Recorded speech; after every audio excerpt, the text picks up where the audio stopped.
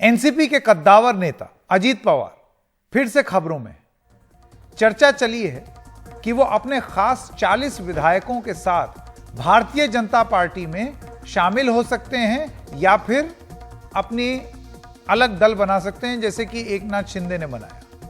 हालांकि खुद अजीत पवार ने मीडिया के सामने इस खबर का खंडन किया और दावा किया कि वो मरते दम तक अपनी पार्टी के साथ रहेंगे। लेकिन ये वही अजीत पवार हैं जिन्होंने 2019 में भी यही किया था।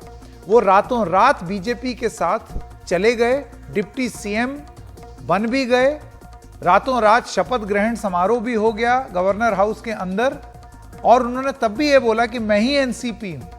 लेकिन फिर जो कार्रवाई हुई और उसके बाद लंबा ड्रामा चला, तो उसके बाद फिर वो वापस महाराष्ट्र विकास अघाड़ी में आ गए। तो अभी जो वो बोल रहे हैं, उनका ये कहना है कि ये सब मिथ्या है, ये सब झूठ है।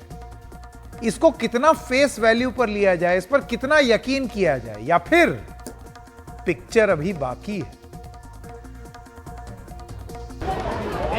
बीजेपी के साथ जाने की खबरों का खंडन करने के लिए एनसीपी नेता अजीत पवार खुद मीडिया के सामने आए और दावा किया कि मीडिया में चल रही खबरें निराधार हैं।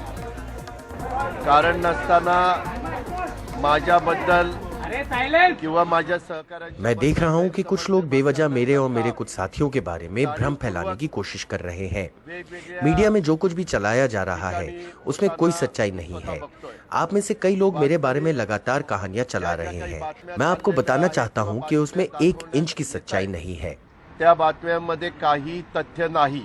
तुम्ही जे दाखवलेले 40 आमदारांच्या सह्या घेतल्या, आप दिखा रहे हैं कि मैंने 40 विधायकों के हस्ताक्षर लिए। इसमें कोई सच्चाई नहीं है और मुझे कोई हस्ताक्षर लेने की जरूरत नहीं है। हम सब एनसीपी के सदस्य हैं और हम एनसीपी के साथ ही रहेंगे। कुठल्याही प्रकारचा आधार नाही। इसके पहले अजीत पवार विधान भवन में अपने कई विधायकों से मिले। एनसीपी पार्टी के व्हीप विधायक अनिल पाटिल भी साथ में थे।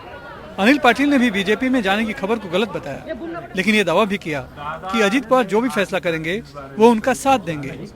मैं अजीत दादा के साथ में हूँ और अजीत दादा पार्टी के साथ में। अजीत दादा जो भी फैसला लेंगे आप उनके साथ रहेंगे। अजीत दादा पवार साहब को बगैर पूछे कोई फैसला नहीं ले सकते। इसके पहले पुणे में शरद पवार ने कहा कि अजीत पवार के बीजेपी के साथ जाने की खबर में सच्चाई नहीं है। लेकिन शिवसेना ठाकरे गुट के संजय राउत ने शरद पवार के हवाले से ईडी का दबाव होने की बात कहकर खबर को हवा दी थी। जिस तरह से यहाँ के कुछ लोग या कुछ पार्टियाँ, खास करके बीजेपी, जो माहौल बिगाड़ने की कोशिश कर रही है या केंद्रीय जांच एजेंसी का इस्तेमाल करके शिवसेना हो, एनसीपी हो या कांग्रेस हो, उसमें फूट डालने की कोशिश दबाव तंत्र से कर रही थी, उनको आज अजीत दादा पवार जी ने जवाब दिया है। दरअसल इन खबरों के पीछे सुप्रीम कोर्ट का संभावित फैसला है। कयास लगाया जा रहा है कि अगर सुप्रीम कोर्ट ने मुख्यमंत्री एकनाथ शिंदे सहित 16 विधायकों की सदस्यता खत्म कर दी तो सरकार बचाने के लिए अजीत पवार की मदद लेनी पड़ सकती है। लेकिन विधानसभा में बीजेपी और एकनाथ शिंदे की शिवसेना के विधायकों की संख्या देखते हुए ये लगता नहीं। वर्तमान में बीजेपी के पास अपने 109 विधायक हैं और उसे 6 निर्दलीय विधायकों का समर्थन प्राप्त है, यानी कुल 115 विधायक हुए। मुख्यमंत्री एकनाथ शिंदे के साथ 40 उनके और 10 निर्दलीय विधायक मिलाकर 50 विधायक हैं। 115 और 50 मिलाकर हुए 165, जबकि विधानसभा में बहुमत का आंकड़ा 145 का ही है। अगर 16 विधायक अपात्र हो भी जाते हैं तो भी सरकार के साथ 149 विधायक रहते हैं। 16 विधायक अपात्र होने पर विधानसभा में 277 विधायक बचेंगे और बहुमत का आंकड़ा भी 145 से घटकर 137 होगा, जबकि सरकार के पास 149 विधायक हैं। मतलब सुप्रीम कोर्ट अगर शिवसेना के 16 विधायकों की सदस्यता रद्द भी कर देती है तो भी वर्तमान सरकार पर कोई खतरा नहीं। रही बात मुख्यमंत्री एकनाथ शिंदे की, तो सदस्यता जाने के बाद भी वो 6 महीने तक मुख्यमंत्री बने रह सकते हैं। तो फिर अजीत पवार को लेकर चर्चा क्यों? कहीं ये महाविकास आघाड़ी में फूट डालने की बीजेपी की चाल तो नहीं? मुंबई से cameraman Praveen Rohit Sunil Singh, NDTV India के लिए। विजय चोरमारे जी हैं, वरिष्ठ पत्रकार, वो हमारे साथ जुड़ गए हैं। विजय जी, महाराष्ट्र की राजनीति में ये क्या हो रहा है? ये पहली बार नहीं हो रहा है। हमने पहले भी देखा है कि अजीत पवार जो हैं वो बीजेपी के साथ चले जाएंगे, ऐसी चर्चा हुई, शपथ भी ले ली थी उन्होंने। ऐसी चर्चाएं पहले भी चल चुकी हैं कि वो मर्ज कर जाएंगे। इस बार की चर्चा क्यों उठी है? हालांकि खुद उन्होंने इसका खंडन कर दिया है, लेकिन फिर भी ये शांत नहीं हो रहा है। आपका विश्लेषण? देखिए, आज एनसीपी सुप्रीमो शरद पवार और खुद अजित पवार दोनों ने ही स्पष्ट किया है कि अजित पवार एनसीपी छोड़कर कहीं नहीं जा रहे हैं। ये सब खबरें चल रही है, चर्चाएं हो रही है महाराष्ट्र में। इसकी वजह जानना मुझे लगता है पहले जरूरी है। तो वजह यह है इस चर्चा की कि कुछ ही दिनों में, एक हफ्ते भर में या 8-10 दिन में या 4 दिन में भी सुप्रीम कोर्ट का रिजल्ट आने वाला है। महाराष्ट्र में जो एकनाथ शिंदे सरकार बनी है, उस शिंदे सरकार के वक्त जो सत्तांतर हुआ, उस शिवसेना से कुछ एमएलए एकनाथ शिंदे सहित एमएलए गए। उसमें से 16 एमएलए जो है वो डिस्क्वालीफाई होंगे। उसमें उस 16 एमएलए में एकनाथ शिंदे, खुद उनका एकनाथ शिंदे का नाम है। इसलिए एकनाथ शिंदे डिस्क्वालीफाई होने के लिए चीफ मिनिस्टर के कैंडिडेट अजित पवार हो सकते हैं, ऐसा एक अंदेशा लगाया जा रहा है। और मुझे लगता है यही अंदेशा इस सारी चर्चा का बेस है और इस पर गेले हफ्ता भर से ये चर्चा शुरू हो गई। और आज मुझे लगता है खुद अजित पवार ने मीडिया के सामने के इसका खंडन किया है। तो मुझे लगता है अभी तो अगले कुछ घटनाएं घटने के पहले इस पर ज्यादा चर्चा करने की जरूरत लगता है, ऐसा मुझे लगता नहीं। लेकिन विजय जी, क्या अजीत पवार बीजेपी को सूट करते हैं क्या? एनसीपी से किसी दूसरे नेता को लेकर इतनी चर्चा कभी नहीं होती जितनी अजीत पवार की होती है। और पहले भी हमने देखा, 2019 में हम लोग साथ में ही थे मुंबई में, कि वो देर रात शपथ ग्रहण अगर करानी भी हुई तो वो अजीत पवार ही थे। नहीं, अजीत पवार बीजेपी को सूट करते हैं या नहीं, जो पिछले एक घटना जो घटी थी सुबह के शपथ विधि की, तब से एक जो पहले कभी कोई सोच नहीं सकता था कि अजीत पवार बीजेपी के साथ जा सकते, मगर उस घटना के बाद राजनीति में कुछ भी हो सकता है, ऐसा लोग कह रहे। और आगे ऐसा कुछ होगा और ऐसा कुछ नहीं होगा, इतना कंफर्मली कोई बता नहीं सकता। इसी सिचुएशन आज के दिन है। मगर एक बात देखिए, बीजेपी की तरफ से अजित पवार के लिए ये सारा ये जो चर्चा है अजित पवार के बारे में हो रही है, इसकी वजह क्या है? इसके पीछे महाराष्ट्र की राजनीति से ज्यादा मुझे लगता है इसका ताल्लुक ज्यादा सेंटर की राजनीति से है।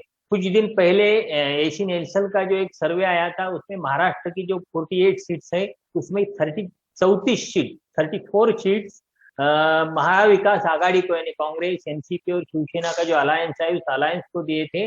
और 14 सीट्स बीजेपी और एकनाथ शिंदे की शिवसेना है, उन्हें दिए थे।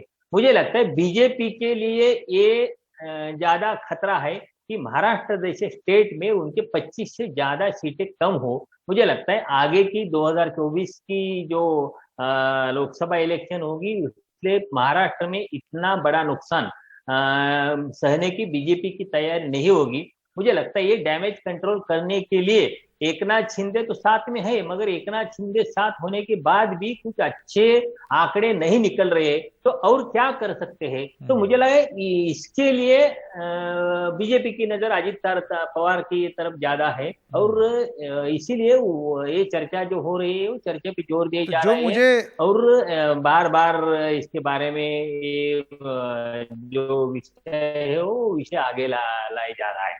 मुझे विजय जी आपकी बहुत बहुत धन्यवाद हमारे साथ जुड़ने के लिए। रोहित चंदावरकर भी वरिष्ठ पत्रकार हमारे साथ जुड़ रहे हैं। विजय जी की बात से ऐसे लगता है जैसे कि भारतीय जनता पार्टी की कहीं इंश्योरेंस पॉलिसी, एक नई इंश्योरेंस पॉलिसी लेने का मकसद तो नहीं है अजीत पवार।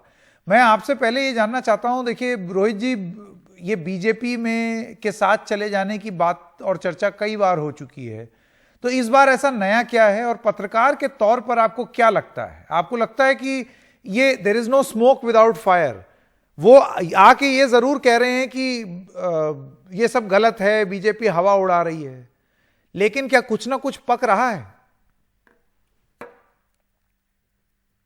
देखिए, ये कोई नई बात नहीं है महाराष्ट्र में कि एनसीपी और बीजेपी के बीच में कुछ बातचीत चलना या दोनों जो पार्टीज हैं एक दूसरे के साथ काम करना, इस तरह का माहौल बना या मीडिया में उसके बारे में बात हुई, ये पहली बार नहीं है। आपको याद होगा कि 2014 में जब देवेंद्र फडणवीस की सरकार महाराष्ट्र में अक्टूबर में आई, तब वो एक माइनॉरिटी सरकार थी और शिवसेना उस सरकार में नहीं थी। तब शरद पवार के एनसीपी ने ही देवेंद्र फडणवीस यानी बीजेपी को बाहर से समर्थन दिया था और महाराष्ट्र में उनकी सरकार बनी।